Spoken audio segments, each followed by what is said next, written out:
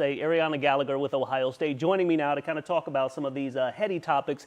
And obviously, typically we would have a shorter interview, but with a topic like this, we don't want to talk about the traditional way of handling things. We really want to have a long form discussion about a lot of this stuff. And with so many acts, obviously now of political violence, just this year, kids are pretty curious by nature, and adults obviously like to process these things to help their kids out. Difficult.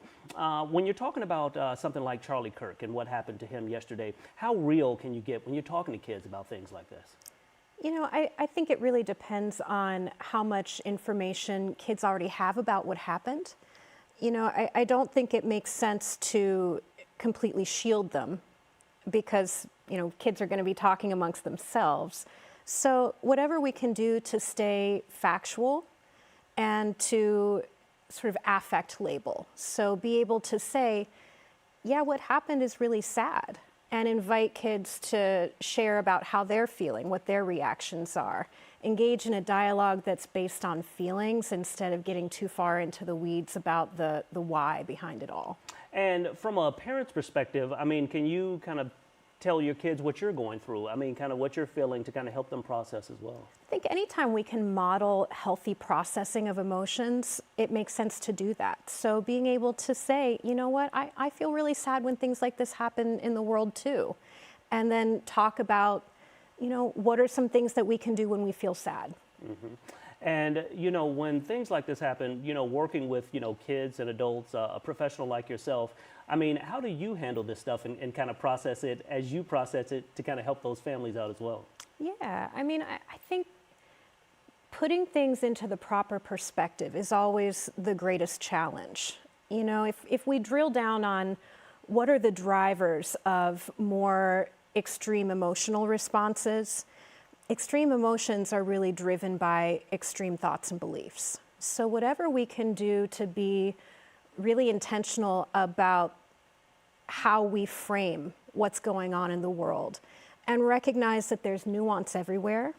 We don't have to go to that all or nothing place. All or nothing tends to lead to really more intense emotions that are harder to manage. So what can I do to recognize that this is a tragedy, it's very sad, and there are still things that we have to take care of throughout our day. So what can I do to feel my feelings, set aside time for that, create space for that, and then intentionally shift to what's something that might be a little bit low-hanging that I can take care of and get off the to-do list and sort of re-engage with life. Mm-hmm. And Arianna, a lot of folks are watching us on YouTube right now. We kind of put out the call on Facebook and Instagram and some of our social media questions that folks had, and they really had some great questions. So I want to give you, you know, some of the questions that we got from our viewers. And in particular, when it comes to Charlie Kirk, he made it his business, of course, to be on college campuses. So he was a well-known figure among many of those young people. What do you say to kids, who liked him, who are going through this, but also those kids who may not have been fans, but they're still processing this as well? Absolutely. I think whatever we can do to lean into our common humanity whenever there are acts of violence, it doesn't really matter the who. It's more about, you know, what are we doing to make sure that everyone feels safe?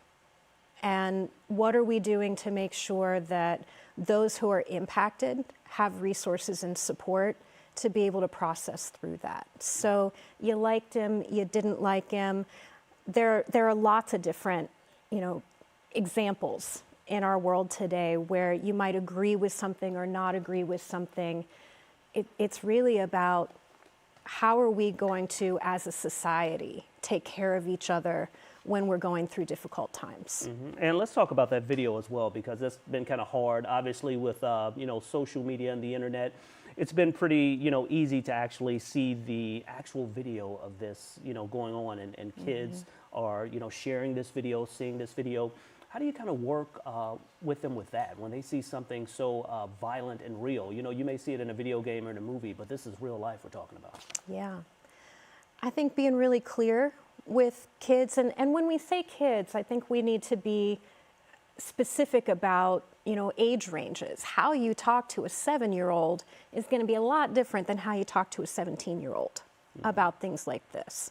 So there's a large span there in terms of being age appropriate when you're having these conversations. But being able to recognize that violence is not the way that we want to conduct ourselves in our world. And so you may see some of this violence. Let's invite discussion about how you're reacting to what you saw, and then engage in a dialogue about, what can you do to add something positive to the world? And restoring some of that sense of agency with our kids.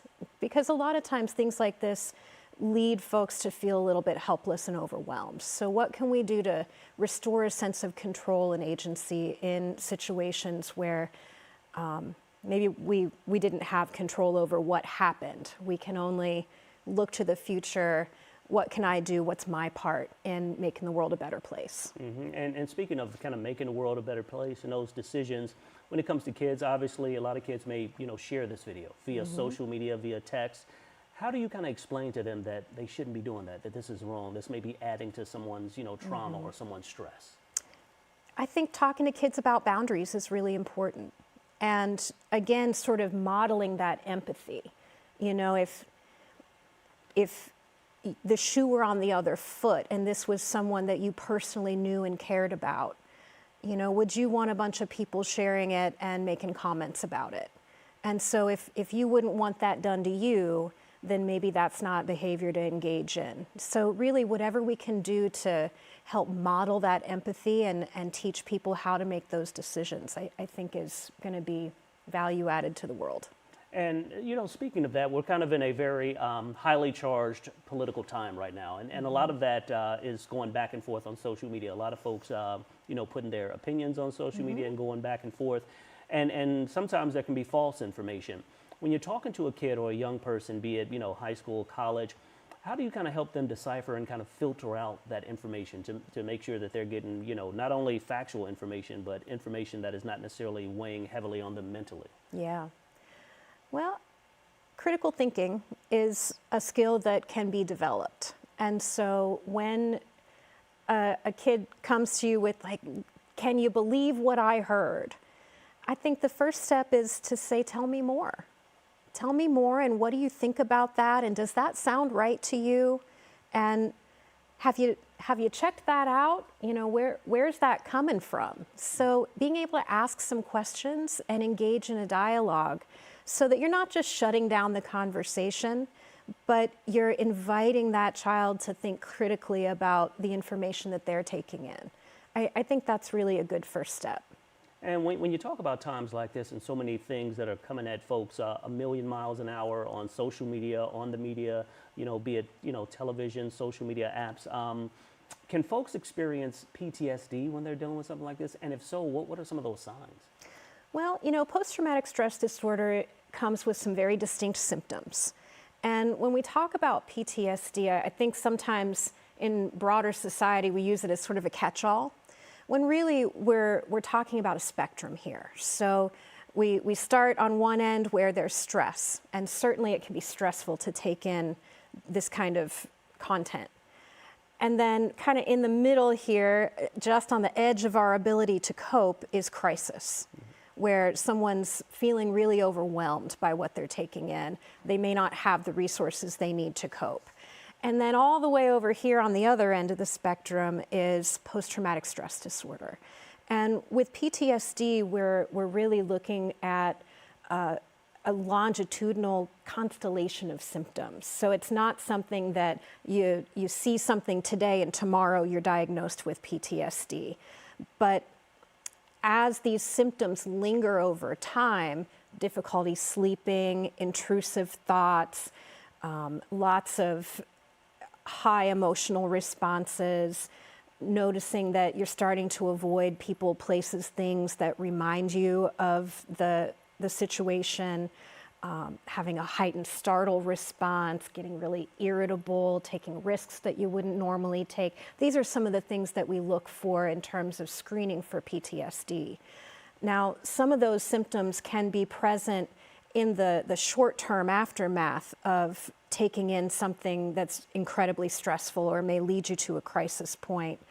But really, those are natural reactions that tend to resolve within the first week or so. So we don't want to overly pathologize people, but we do want to take seriously the impact of stress and crisis on a person. So we want to really be thoughtful about creating space for people to process their feelings, be able to get support to maybe pace themselves a little bit differently as they're acclimating to the new normal, and really coming to terms with, what just happened and what does it mean. And obviously, with all of the news yesterday with Charlie Kirk, it can't be overshadowed that there was actually a school shooting where 3 kids were shot near Denver, Colorado. How do you talk kids through something like that? I mean, just so much trauma, and then this may hit really close to home for a lot of those kids, especially maybe in middle school and high school. Yeah. I think having conversations about safety and what helps kids feel safe is a good starting point. Being able to recognize that, some of the places that folks go to every day and are asked to pay attention, there may be some hypervigilance following an event like a school shooting. There may be folks kind of looking over their shoulder, wondering if their school is safe. And so being able to create space for kids to be able to talk about those fears so that we can provide some reassurance and comfort and help kids think through, how do they want to contribute to making school a safe learning environment for everybody. And if you are worried about somebody, what do you do? Who do you tell? So kind of coaching kids around how to, sound the alarm if they're concerned that somebody's not maybe in the best headspace and may even perpetrate violence. So again, sort of restoring that sense of there's something I can do to contribute to safety in my school. How do you know as a parent if you're, pushing too hard? Maybe, you're feeling a certain way, so you think your kids are feeling a certain way and you're questioning them and maybe you're putting more stress on them maybe than they even have. How do you know as a parent that you're pushing a little bit too much? That's a great question. I think whatever we can do to start the conversation with open-ended questions with our kids and then follow their lead, being able to invite them to share about that, how they're feeling. And if they're not showing any particular signs of stress or distress, we can leave it there. So we don't have to over-explain or, check, check, check, check, check. Let's follow their lead, but you start with some open-ended questions that kind of lets you get the lay of the land. And just the last thing I have for you, for those parents or families who may be out there watching us on YouTube, what sort of resources are out there if they have these questions that they want to maybe research themselves and kind of, how do I attack this? What sort of resources are out there for folks? There are really wonderful resources here locally. You mentioned Nationwide Children's. They have lots of really robust, wonderful programming to support kids who are stressed out, perhaps experiencing mental health concerns. In particular, the Center for Family Safety and Healing has a lot of really great resources around how to talk to kids about, exposure to violence. And I think really starting from a place of emotional literacy is important. So whatever you can do as a parent or an adult or a support person in a kid's life to get situated yourself around being able to talk about emotions. And what do we do when we feel mad? And what do we do when we feel sad? And what do we do when we feel overwhelmed?